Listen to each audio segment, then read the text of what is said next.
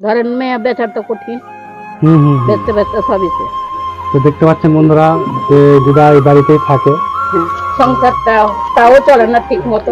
বললো যে আপনার মেয়েদের জন্য আপনার যা সম্পত্তি ছিল সবগুলো চলে গেছে, সব বিক্রি করে মেয়েদের দিয়ে দিয়েছেন। যেটাই আপনার বাড়ি। হ্যাঁ, ও, তো যাই হোক আপনার প্রবলেমের কথা শুনেছিলাম এই দিদির মুখে, তো সেই অনুযায়ী আমরা শুনে এখানে এসেছি আপনাকে সহযোগিতা করার জন্য।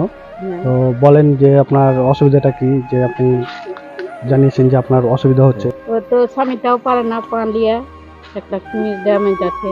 ও, মানে ধরেন- কিডনির প্রবলেম আছে। হ্যাঁ, ধরেন নিজেও পারি না, ঘোড়া গাড়ি থেকে পড়ে গেছিলাম দিয়ে। কাজকর্ম হ্যাঁ হ্যাঁ, টুকটাক নিজেই করছি আর খাচ্ছি, কি করবো। নিজেই করছে না খাচ্ছে? ও তো ফুচকা বেচে, একদিন ও। যায় একদিন যাই না, পারে না পালিয়ে। ও, ফুচকা বিক্রি করে। হ্যাঁ, আপনার ছেলে মেয়ে? 6টাই মেয়ে, ছেলে না। মানে 6টাই মেয়ে, হ্যাঁ, ছেলে একটাও নেই? না। তো 6টা মেয়ের মধ্যে সব কটা মেয়ের বিয়ে হয়ে গেছে? হ্যাঁ, বিয়ে হয়ে গেছে। বিয়ে হয়েছে। হ্যাঁ, ধরেন মেয়ে বেচার তো কঠিন, হুম হুম হুম। বেচতে বেচতে সবই শেষ। মানে যা ছিল জায়গা জমি এক এক করে বিক্রি করেছেন আর মেয়েদের বিয়ে দিয়েছেন, তাই তো? হ্যাঁ, কিছু ছিল না, ধরেন খাটতুম খাইতুম ই করতুম, হ্যাঁ হ্যাঁ ধরেন লোন টোন নিয়েছি, তো তখন ওরকম করে বিয়ে দিয়েছি মেয়েদের। হ্যাঁ হ্যাঁ। ঠিক আছে, আসেন বাড়ি থেকে দেখি আপনার বাড়িটা। দেখেন না, দেখেন গ্যাসটা তো ভরতে পারছি না, হ্যাঁ হ্যাঁ। ধরেন এরকম অবস্থা। আর খাটটা আছে তো মেয়ের বিয়েতে অনুদান দিয়েছিল ধুলিয়ানে। মানে খাটটা দিয়েছিল আপনাকে? হ্যাঁ, তো দেখতে পাচ্ছেন বন্ধুরা যে দিদা এই বাড়িতেই থাকে। হ্যাঁ, যাই হোক, দিদা এখন মানে সর্বশান্ত হয়ে আছে। যে জায়গা জমি ছিল সব জায়গা জমিগুলো এক এক করে বিক্রি করে মেয়েদের হ্যাঁ। দিয়ে দিয়েছে। এখন আছে বলতে এই বাড়িটুকুই, কিছুই নেই। হ্যাঁ, এটা তো খাট জায়গা, মিঠা এই কথা দাদাকে বলে লাভ দেখছেন যে নেই। ফুচকা বিক্রি করে এই ডাকবাংলা মোড়ে, এক ভ্যান নিয়ে যায়। এখন যাই হোক প্রতিদিন যেতে পারে না, শরীর অসুস্থ, মানে কিডনির প্রবলেম আছে। তো বুঝতে পারছেন যে এই পরিবারের ইনকাম সোর্সটা একদমই নেই। গ্যাসটা যে তো ভরতে পরিবারে কোনো পারিনি। ছেলে নেই, সব কটা মেয়ে, মানে 6টাই মেয়ে, সেহেতু যা ছিল সব বিক্রি করে মেয়েদের বিয়ে দেয়। এখন এরা সর্বশান্ত, মানে এনার অবস্থা বুঝতে পাচ্ছেন যে ঘোড়ার গাড়ি থেকে পড়ে গিয়ে হাঁটা চলা ঠিক মতো করতে পারে না।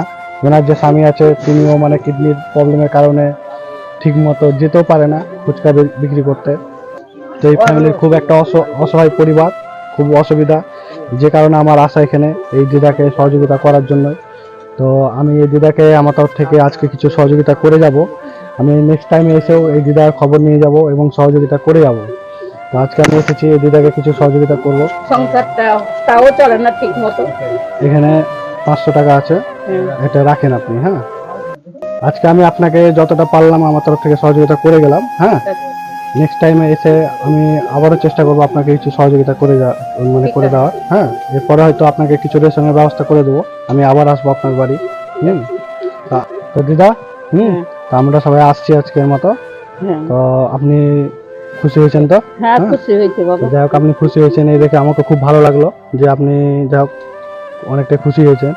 আপনাকে সহযোগিতা করতে পেরে আমারও খুব ভালো লাগলো হ্যাঁ, যে আপনাদের মতো অসহায় মানুষদের পাশে দাঁড়াতে পেরেছি আমি। হ্যাঁ, তো আপনার যে অসুবিধার কথা শুনলাম খুব খারাপও লাগলো, খুব দুঃখও লাগলো যে আপনার মেয়েদের জন্য আপনার যা সম্পত্তি ছিল সবগুলোই চলে গেছে, সব বিক্রি করে মেয়েদের বিয়ে দিয়েছেন। যাই হোক একদিকে ভালো হয়েছে যেহেতু আপনার ছেলে নেই। হ্যাঁ, হ্যাঁ, এখন যেহেতু ইনকামের যে সোর্সটা এই দাদা যার কিডনি নষ্ট হয়ে আছে। হ্যাঁ, তো যাই হোক আমরা আমাদের তরফ থেকে যতটা পারবো আপনাকে সহযোগিতা করবো, ঠিক মাঝে আছে। মধ্যে এসে এসে।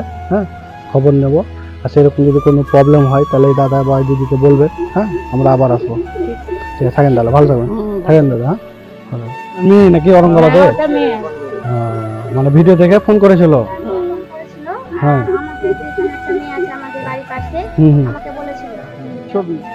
তারপরে ওই সৌরভদা বললো যে এরকম নাকি, আমি বললাম হ্যাঁ আমাকে আগে বলেছিল।